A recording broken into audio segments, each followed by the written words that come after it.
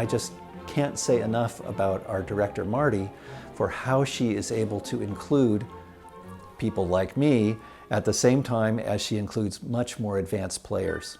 I think what conductor Martha Stoddard, what she's doing with the orchestra is dynamic. Marty's really impressive. She's really inspirational. Fantastic conductor. I love Marty. Marty. Marty. Marty. Marty. Oh, Marty. Marty. Marty. Marty. Marty. Marty. Marty's great. Marty's just great, yeah.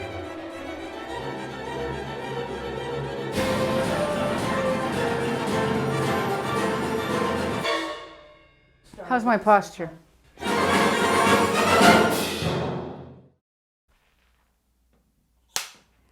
So it was the summer of 1997, and I had been doing little stints as a guest conductor for various orchestras around the Bay Area, and I was playing a lot of flute and teaching. And I was reading the Chronicle, because they used to read the want ads in the Chronicle, because they used to have want ads in the Chronicle. And there was an ad for a conductor in the Oakland Civic Orchestra. You never see advertisements for a conductor in the newspaper. It's not how it's done. It's like this very rarefied thing to find a job as a conductor. So I applied, and it was this little orchestra up in Redwood Heights, and I auditioned, and I got it. And when I got it, they told me, "We like that you sang the parts to us when you were asking us how to play, or telling us how you wanted us to play." Well, anyway, I got the job, and it was very challenging because there was really not very many people in it. So I drummed up all my friends and gathered all these people I could think of together and got them to come play. And, you know, we just sort of creeped along in this very slow evolution. But it was my orchestra. So, and it was sponsored by the City of Oakland and Parks and Rec Department. It was always on the verge of collapse because they kept threatening to cut us because they couldn't afford it. It was the City of Oakland. Oh no, and so, but they never did. They just kept talking about that, and then finally they stopped talking about that.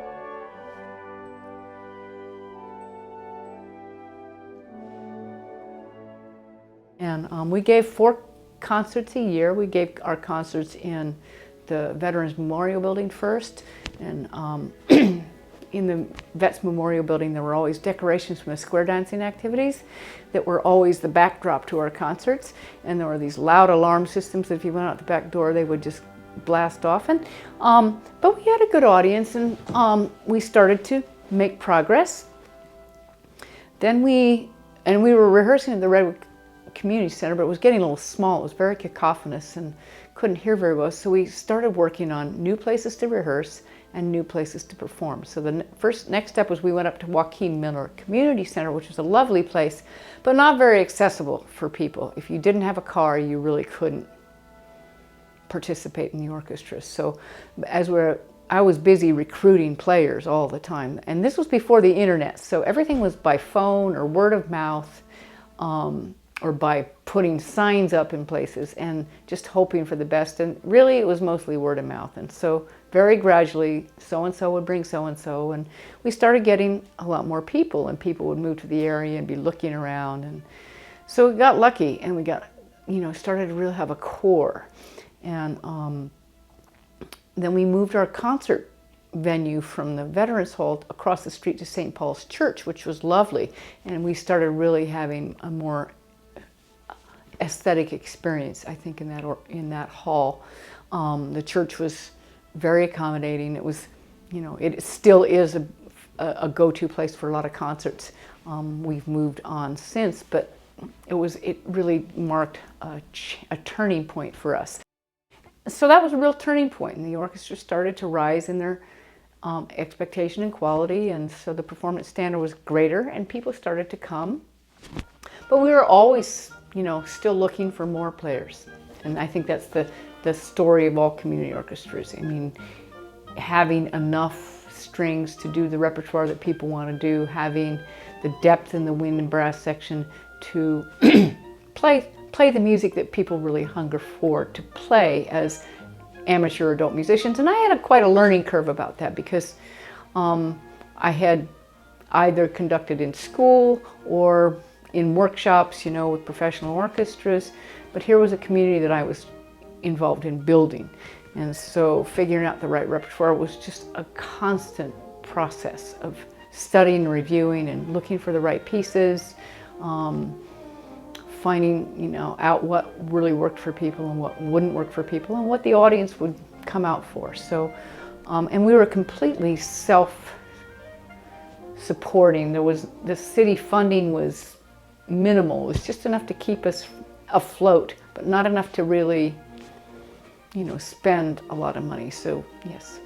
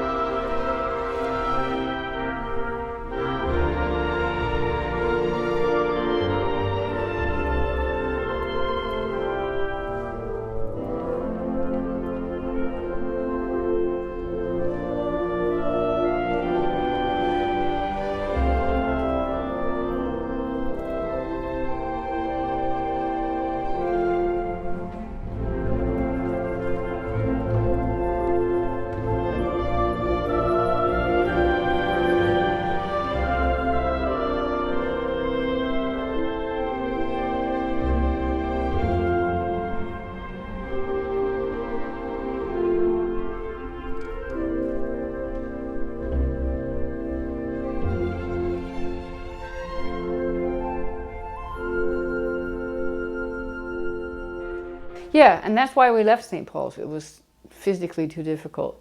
I mean, orchestras still do it, but I was watching senior members of the orchestra try to lift these 12-foot pews and saying, this is not a good use of our time.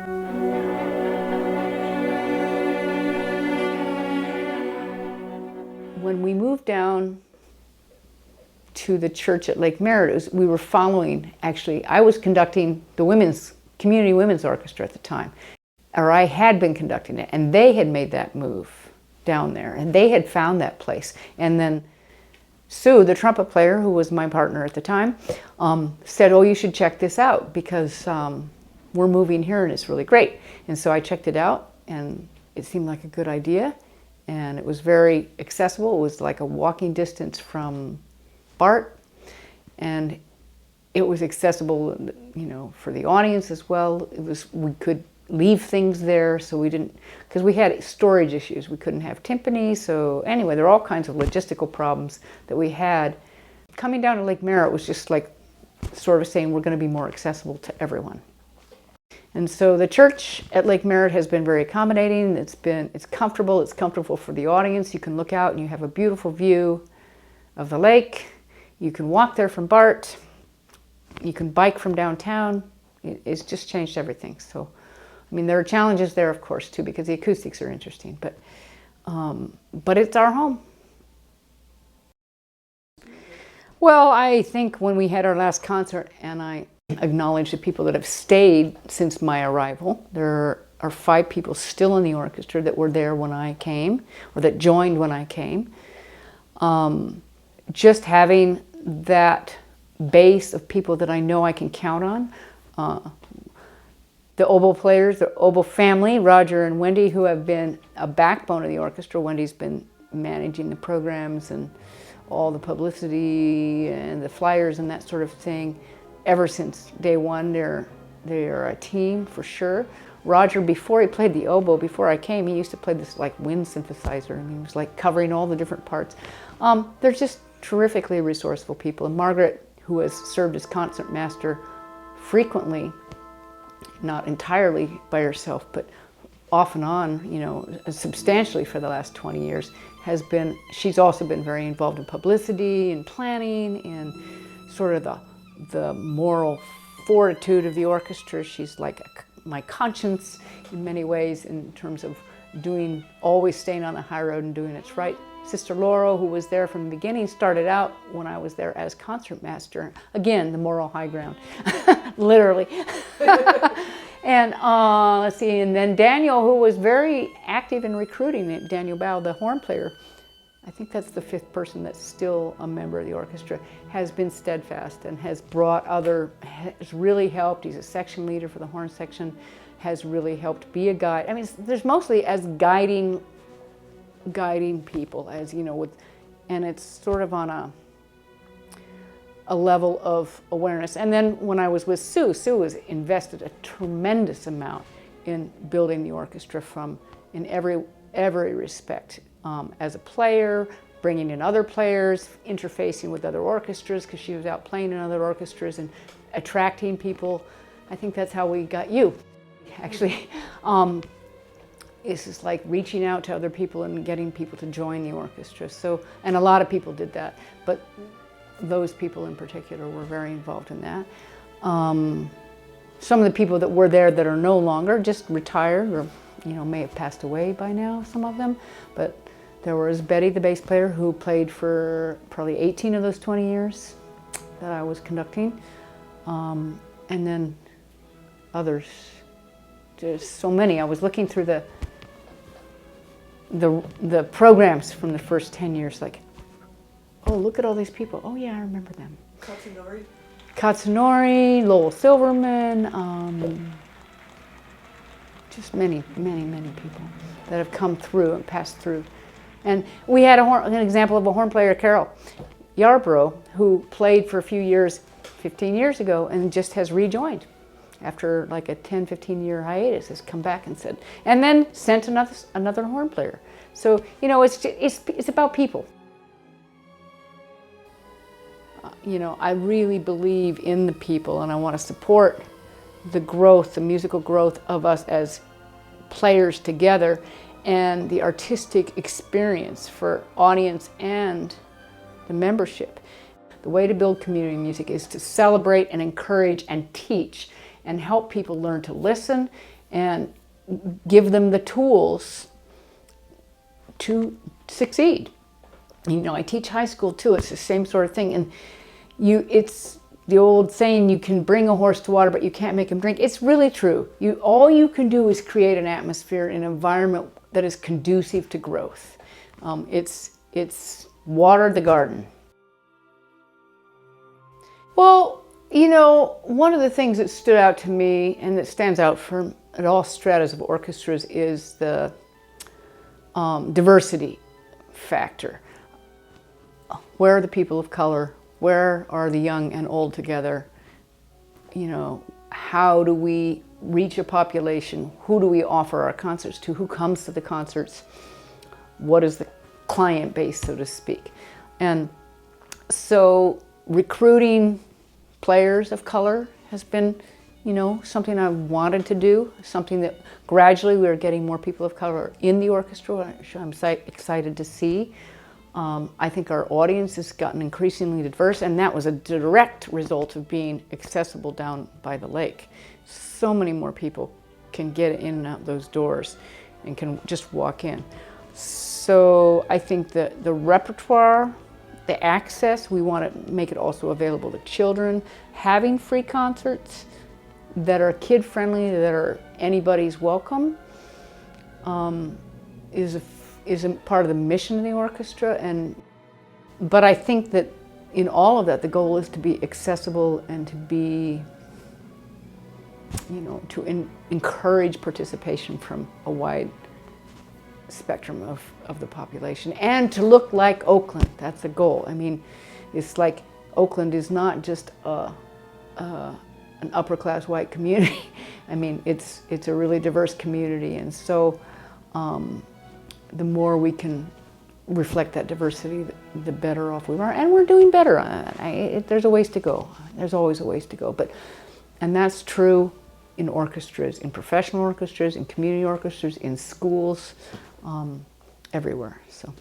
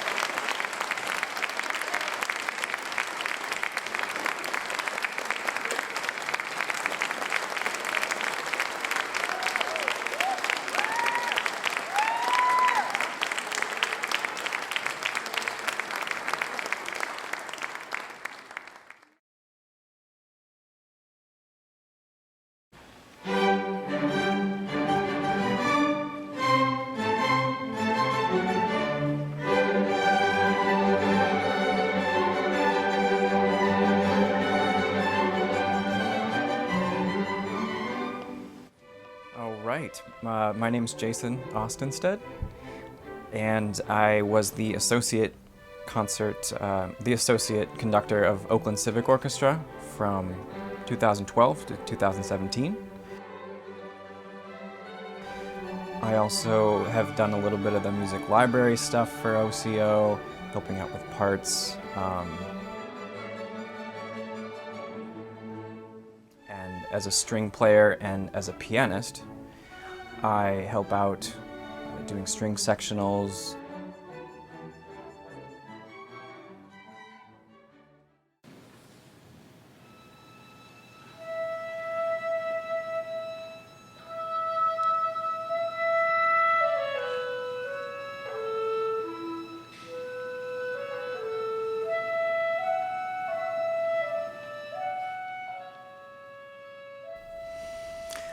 So I came to OCO as a novice.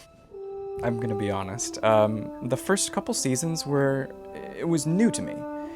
So I was learning things from the orchestra as much as they were learning things from me. What I mean to say is, I started off pretty green, and what kept me coming back is this communication that happens between conductor and orchestra.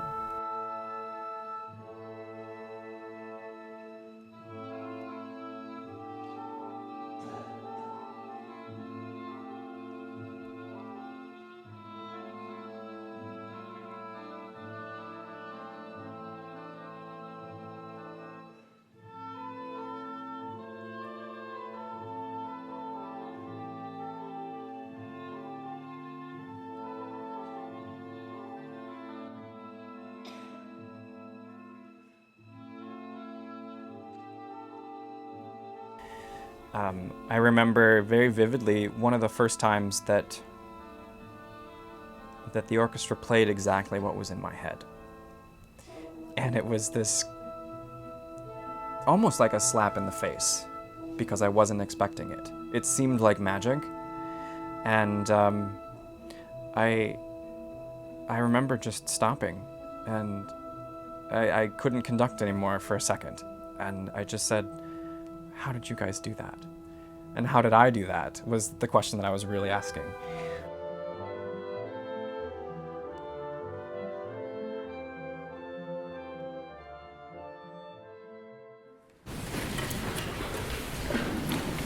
I want to just take a moment to welcome Jason Oestenstad to the podium. Jason has done so much for us. We're going to talk about that a little bit more, a little bit later, to celebrate later. But before he steps on, I just want to say welcome and thank you for 4 amazing years.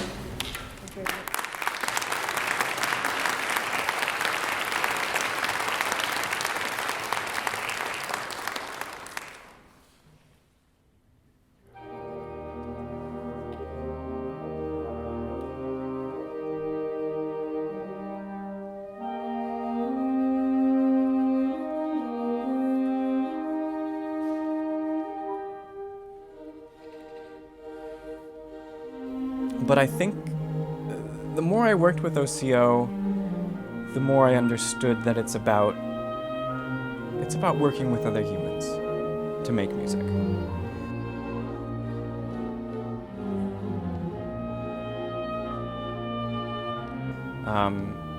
It's not like being at a piano where your 10 fingers are sort of your orchestra and you can command them to do exactly what you want.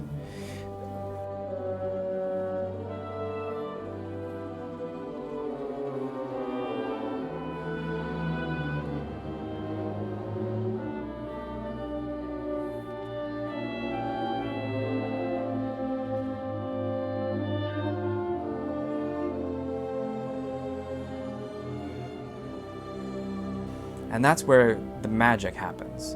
And it started to happen more and more.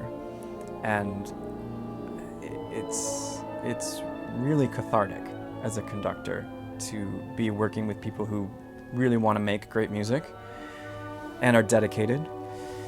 And just to get to feel the sound in the room that they produce. Because the conductor doesn't make a sound. The conductor conveys something, and the musicians make the sound. And I feel in a very funny role in that way, that I don't directly have control over the sound that everybody else does.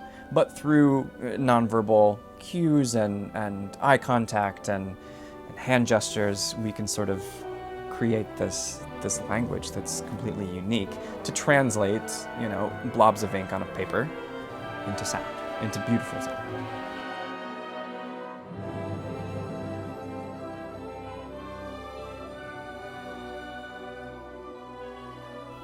So I think that's what kept me coming back. That and everybody that plays for OCO really wants to be there, and they're all such great people. I've really enjoyed getting to know them so much and so well over the 5 seasons that I was with OCO, and it's just, I'm eternally grateful for that.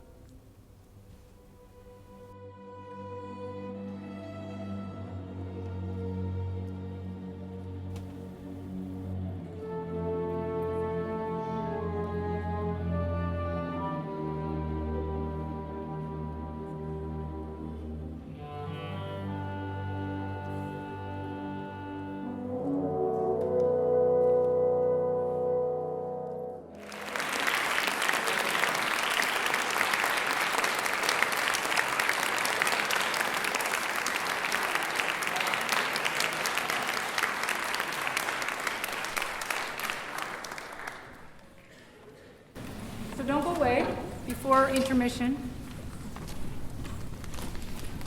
we want to say something to you. So, Jason, I've already said it, and I've said it in the program in many ways that we want to thank you, but the orchestra has put together a gift for you. And this will, do you think you should open this? I'm sorry, Abby, I think you should open this. It's very musical. This is our way of saying good luck and thank you to you for all you've done. A musical remembrance for you. It's a labor of love, let me tell you. I moved out here about 5 years ago, specifically to work with this group, and I had no idea what kind, compassionate, energetic, music-loving people are sitting behind me, and many people who aren't even playing this concert tonight who are part of this community. It's such an honor to be up there on this podium for them, and it's just an absolute joy to make music. So thank you, even though I don't know what this is.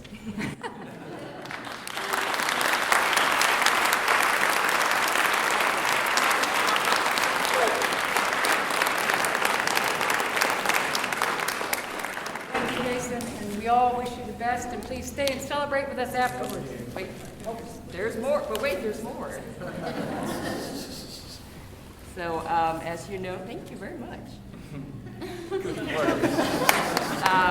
This is Marty's 20th season with OCO, and some of us have been here for most or all of that time, and many of you may have been with us too.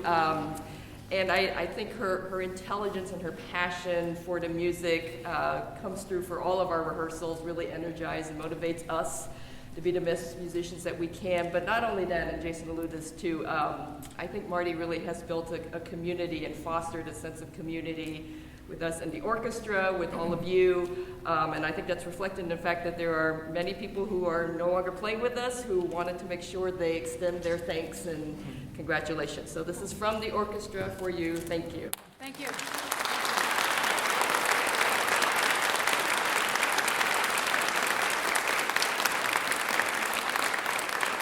So with that, we will now have an intermission because we can't do much else.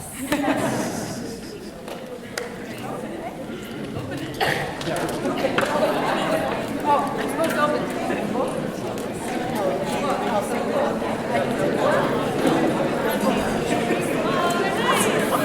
And then you can all finish it. Guess what he's going to do?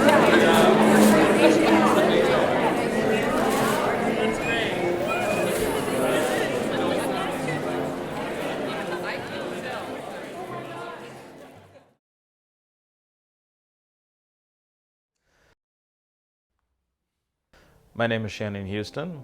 I am a violinist in OCO, and I am now one of the assistant conductors with Oakland Civic Orchestra as well. And while I was in college, I got exposed to performing a lot, and I got exposed to teaching as well and into conducting, and that's turned into my life of being a performer, conductor, and teacher. I started conducting probably 2 years into my college time at Sacramento State, and I spent a lot of time doing a lot of teaching with a lot of kids from many different areas around the Sacramento region and now here in the Bay Area. And so that's what my life has become here in the Bay Area. As I am primarily a teacher, but I also perform and I conduct in the areas where I find that I can and I'm allowed to.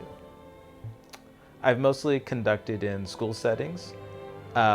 This is a new experience for me, conducting with adults. But the way I look at it is the way I look at it with kids. They're people like me, and I'm going to work with them in a manner that's going to be beneficial for us all and a way that we're all going to enjoy.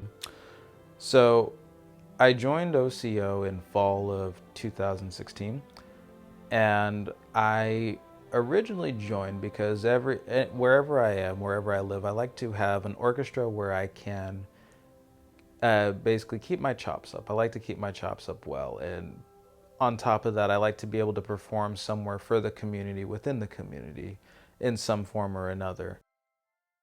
And so I came into OCO and I met Marty, and Marty was a fantastic person, and she wanted me to come play. And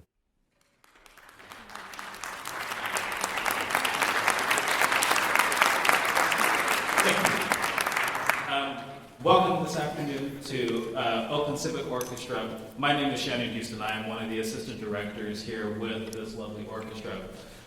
You have come today to an absolutely fantastic concert, and I think you're going to be as thrilled as I am with this concert. When we first brought up the idea of this concert about 8 months ago and figuring out music, and Marty suggested since we were going to be in February for this, we should do an honoring Black History Month concert. And for those of you who do not know, I am of African American descent.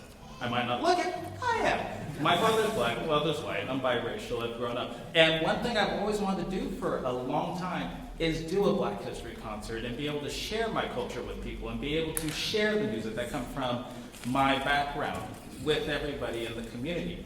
And this concert finally brought to light that opportunity for me to do so as a musician. Today you get to hear music from all different backgrounds of Black culture, from as early as St. George, who began life as an enslaved French African man who became a massive person in his world, not only as a musician but as a soldier in the French army. And you get to hear Coleridge Taylor, who brings to you the music that is so wonderful of the Romantic era. And you get to hear the music of the Harlem Symphony. Who's the composer?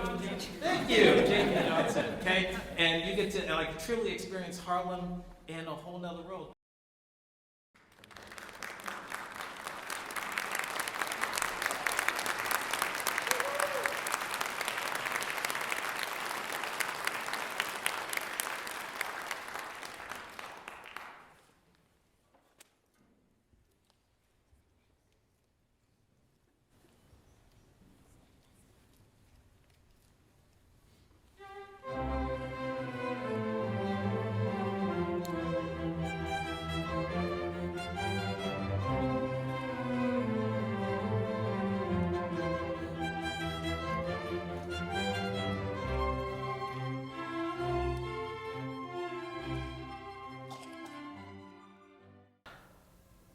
What's unique with OCO is it's like many community orchestras. It's a bunch of local folk who come together to create music.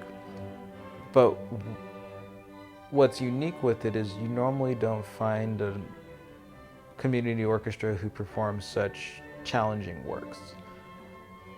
And I've played with several community orchestras in the past, and normally it gets a bit dull after a while, and it's not challenging and it's not fun, and people are just there just to be there, to have something else to do. But with OCO, that's not the case. People come there as they like the challenging music, and they embrace it, and they enjoy having that in their life. It's not just something else to do. It's kind of a part of who they are, and that's for many people there, including myself. We like having that in our life, and it gives us a place to do that. As for most of us, we're not all entirely professional, but we play the repertoire that professional ensembles do play. And that's very unique in itself, and it's awesome.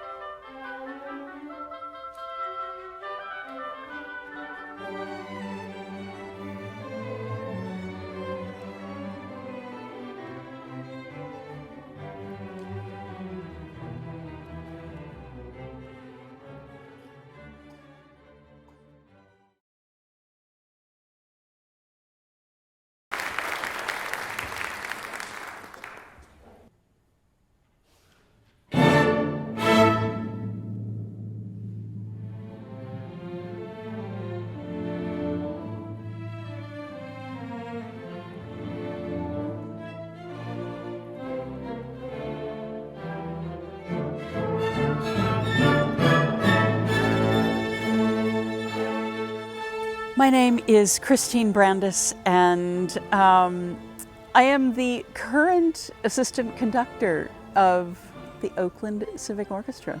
And no one is more shocked than me, but it's an amazing thing.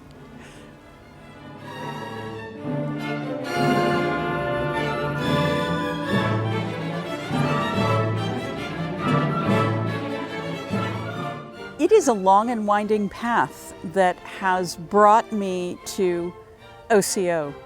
I have been a musician all of my life. I think I was predestined in the womb to become a musician from all of the music that my parents listened to, and my father was a singer.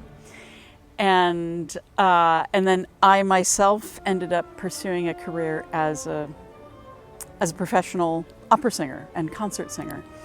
And but I have always been interested in conducting, and not surprisingly, I've had two partners who were conductors of some note, and perhaps something of that rubbed off on me.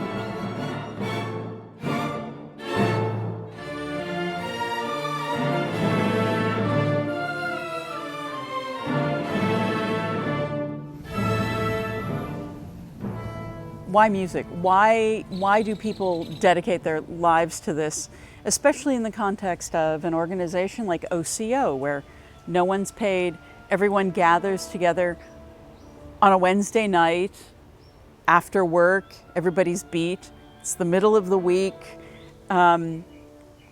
Why do people do this? And the most simple response I can give is because they have to. Because it is the thing that is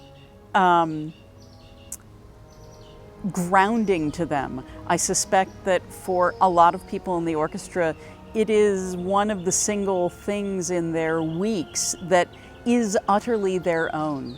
Everyone in the ensemble is really busy. People have crazy busy lives with their work and their family obligations, and lots of people with religious affiliations that take up a lot of their time and their energies.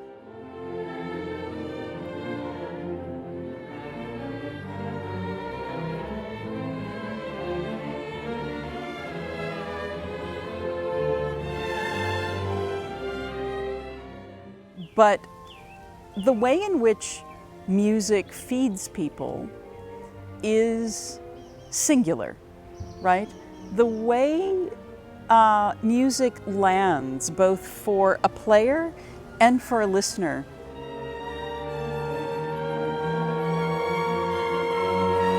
not only does it go directly to the heart in a way that no other art form does, in my humble opinion, but there is an element within music that is also consciously or unconsciously intellectually stimulating. We begin to hear in structures and that activate both sides of our brain. That's sort of the miraculous thing about music. And for me, music has been part of my life before I was born. In utero, I heard so much music.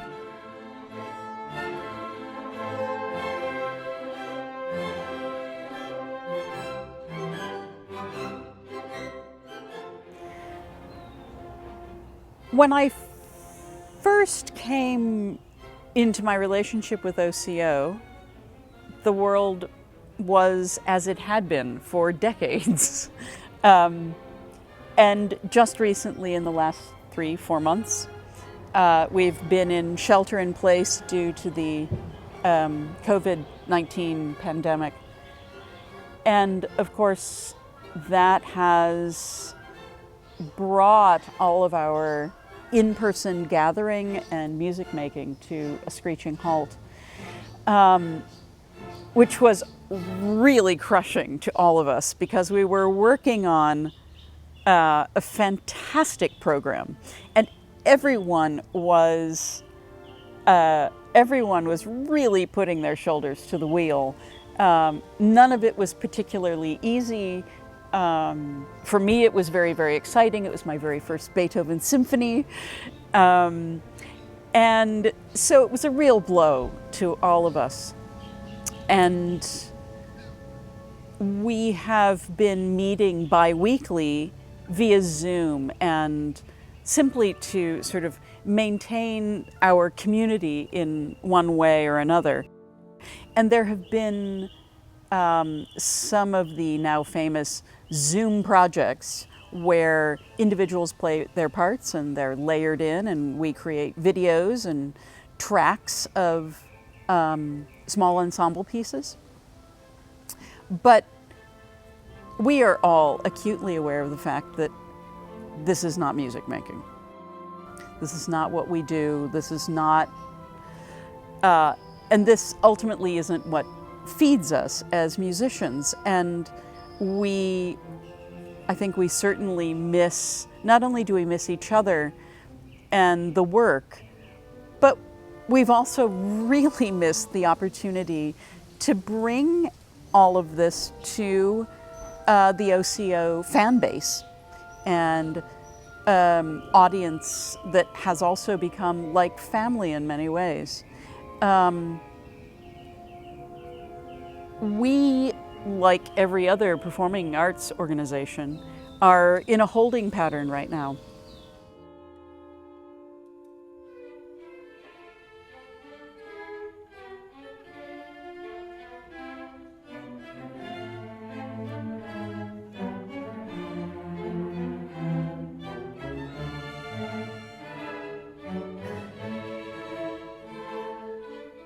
The question of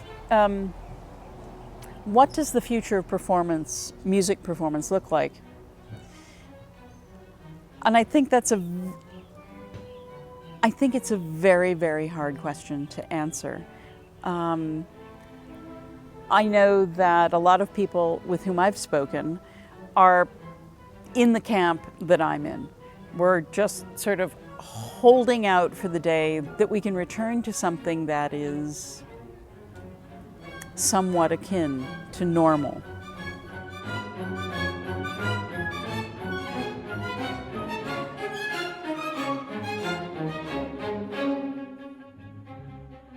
Others are staunchly suggesting that this distance, video-heavy, online path that everyone is using presently is really the future of music dissemination. Those people, in my experience, are in the minority. And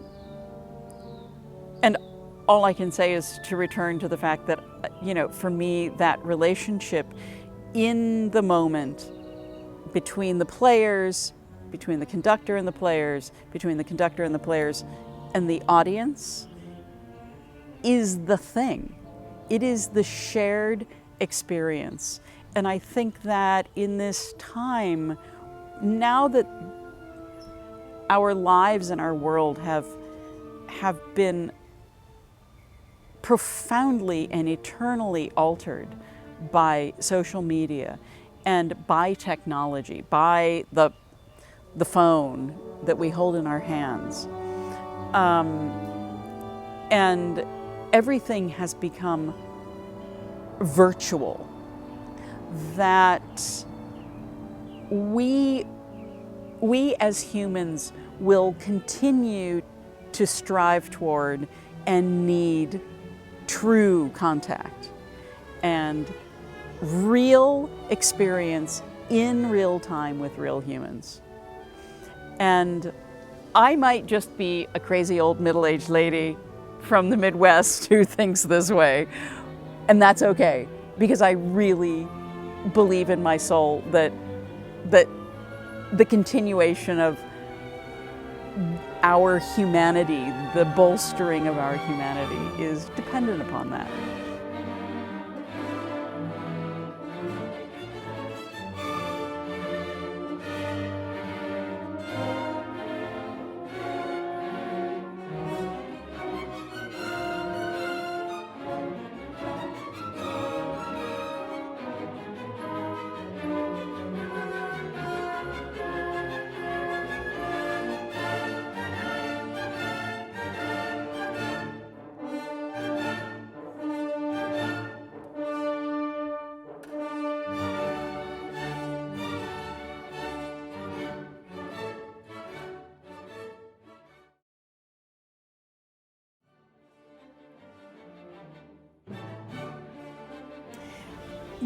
At the moment, much of the future for us depends on the venue in which we perform and when that venue is going to become available for rent and for performances again. And of course, that is in large measure dependent on the cat visitation. You know what? I love you so much, but you can't be here right now. You have to go see your other mother.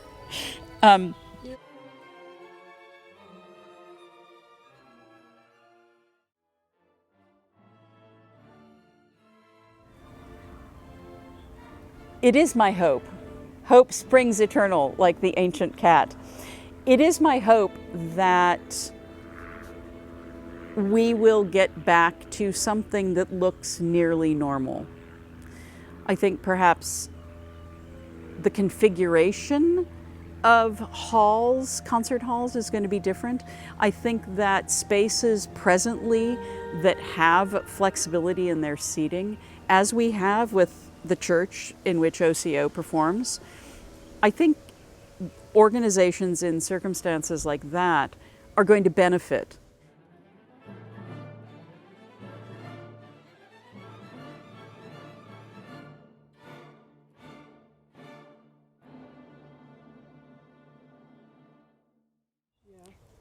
Zing the cat, also called Zingspiel.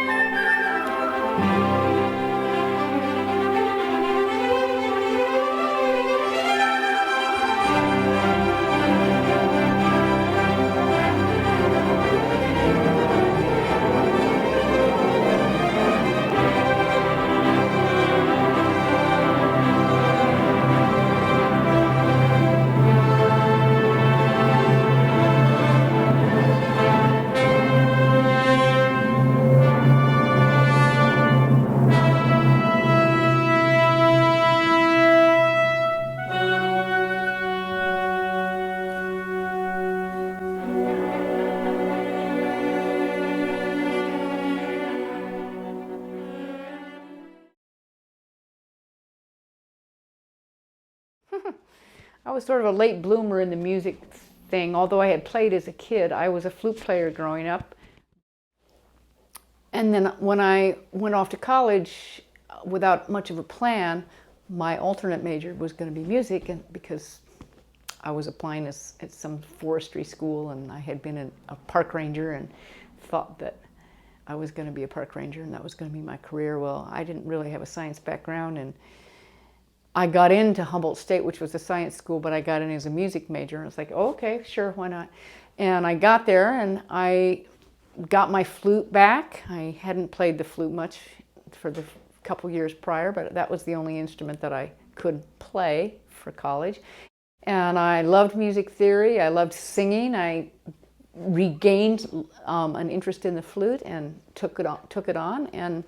But about my junior year, we had conducting class, and God, I just loved it. That was where it all came together for me, is to study conducting and see how music put together. And the study of conducting actually really taught me to be a better musician more than anything else, because I really had to analyze rhythm. I had to analyze the structure of music. My senior year, we got a new conductor in the orchestra, and she was fabulous. It was the first woman conductor I'd ever seen. And she was very dynamic, very skilled, and had come from a professional background. And I was very inspired to study conducting. So I worked with her. I got to be an assistant conductor as an undergraduate. finally, when I went back to school for the last time, I wasn't a conducting major. I decided I wanted to focus on my flute playing, which was a good decision because I really needed to play better to understand everything. And so, but as soon as I got to graduate school as a flute major, I was conducting again. So it's followed me around everywhere I've gone, and it's been following me ever since. So I just sort of accepted that I was a conductor and that I would find ways to conduct. And so I went, took workshops all over the country, went to Europe, took workshops, and conducted this and that here, had some smaller ensembles, some professional gigs, and then I got this orchestra, and it's just like, that was 20 years ago, so I've just been doing it ever since. And the orchestra's done pieces I've written, the orchestra, I've brought composers that I know, it's been really fun, and the evolution of the orchestra is very much entwined with the evolution of my life here in the Bay Area. So.